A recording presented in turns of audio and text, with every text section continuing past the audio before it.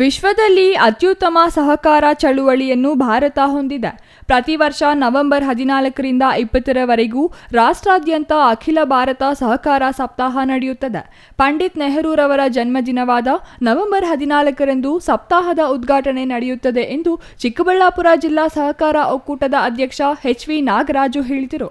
ಬಾಗೇಪಲ್ಲಿ ತಾಲೂಕಿನ ದೇವರಗುಡಿಪಲ್ಲಿ ಗಿರಿಜಾ ಕಲ್ಯಾಣ ಮಂಟಪದಲ್ಲಿ ಆಯೋಜಿಸಿದ 71ನೇ ಅಖಿಲ ಭಾರತ ಸಹಕಾರ ಸಪ್ತಾಹ ಉದ್ಘಾಟಿಸಿ ಅವರು ಮಾತನಾಡಿದರು. ಈ ಒಂದು ಕಾರ್ಯಕ್ರಮಕ್ಕೆ ಆಗಮಿಸಿರುತ್ತಾ ಇವತ್ತು ಈ ಕಾರ್ಯಕ್ರಮ ಉದ್ಘಾಟನೆ ಮಾಡಿ ಧ್ವಜಾರೋಹಣ ಮಾಡಬೇಕಾಯಿತು. ಕಾರಣಾಂತರದಿಂದ ಮಾನ್ಯ ಶಾಸಕರು ಬರಲಿಲ್ಲ, ಸ್ವಲ್ಪ ತಿಳಿಸಬೇಡಿ ಅವರು ಅಂತೇಳಿದ ಅವ್ರಿಗೂ ಸ್ವಾಗತ ಕೋರ್ತಾ, ಇಷ್ಟೊತ್ತು ನಿಮ್ಮೆಲ್ಲರಿಗೂ ಏನಿವತ್ತು ರಾಜ್ಯದಲ್ಲಿ ವ್ಯವಸ್ಥೆಯಲ್ಲಿ ನಡೀತಾ ಇದೆ ಅಂಥದ್ದು ಅವರು ಸಹಕಾರ ಕ್ಷೇತ್ರದ ಸಮಾರಂಭ ಬಂದಿದ್ದೂ ಸಾಮಾನ್ಯ ಜನರಿಗೆ, ಬಡವರಿಗೆ ಏನಿವತ್ತು ವ್ಯವಸ್ಥೆ ಆಫೀಸ್ಗಳೆಲ್ಲ ಆಗ್ತಾ ಇದೆ, ರಾಜಕೀಯ ಕ್ಷೇತ್ರದಲ್ಲಿ ಅಂತ ಸೌಮ್ಯವಾಗಿ ವಿಶ್ವಾಸಗೊಂಡಂಥ ನನ್ನ ಆತ್ಮೀಯರು, ಮಾಜಿ ಕೋಚಿ ಮಿಲ್ ಅಧ್ಯಕ್ಷರು ಆದ ಮಂಜುನಾಥ್ ರೆಡ್ಡಿ ಅವರೇ ಮತ್ತು ಈ ಸಭೆಗೆ ಸಹಕಾರ ಸಂಘಗಳು ವ್ಯವಸಾಯ ಕ್ಷೇತ್ರದ ಅಭಿವೃದ್ಧಿಯಲ್ಲಿ ನಿರ್ಣಾಯಕ ಪಾತ್ರ ವಹಿಸಬೇಕು.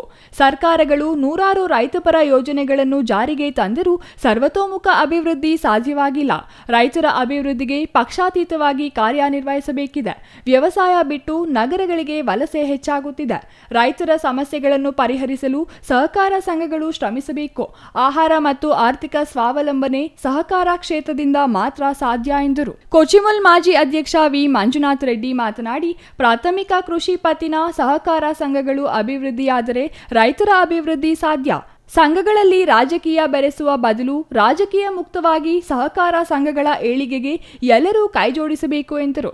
ಸಹಕಾರ ಹಾಗೂ ಹಾಲು ಉತ್ಪಾದಕರ ಸಂಘಗಳ ಒಕ್ಕೂಟದಲ್ಲಿ ವಿಶಿಷ್ಟ ಸಾಧನೆ ಮಾಡಿದವರನ್ನು ಸನ್ಮಾನಿಸಲಾಯಿತು. ಮಲಕಚರುವುಪಲ್ಲಿ ಹಾಲು ಉತ್ಪಾದಕ ಸಹಕಾರಿ ಸಂಘದ ಕಟ್ಟಡಕ್ಕೆ 2.5 ಲಕ್ಷ ರೂಪಾಯಿಗಳ ಚೆಕ್ ವಿತರಣೆ ಮಾಡಲಾಯಿತು. ಈ ಸಂದರ್ಭದಲ್ಲಿ ಸಹಕಾರಿ ಸಂಘದ ಅಮರ್, ಕೆಎನ್ ಲಕ್ಷ್ಮೀಪತಿ, ಪ್ರಭಾಕರ್ ರೆಡ್ಡಿ, ಚಂದ್ರಶೇಖರ್ ರೆಡ್ಡಿ, ಲಕ್ಷ್ಮೀದೇವಮ್ಮ, ಶಂಕರ್, ಶ್ರೀನಿವಾಸಗೌಡ, ಪ್ರೇಮ್ ಕುಮಾರ್ ಮತ್ತಿತರರು ಹಾಜರಿದ್ದರು. Ganesh, CTV news, Bagepalli.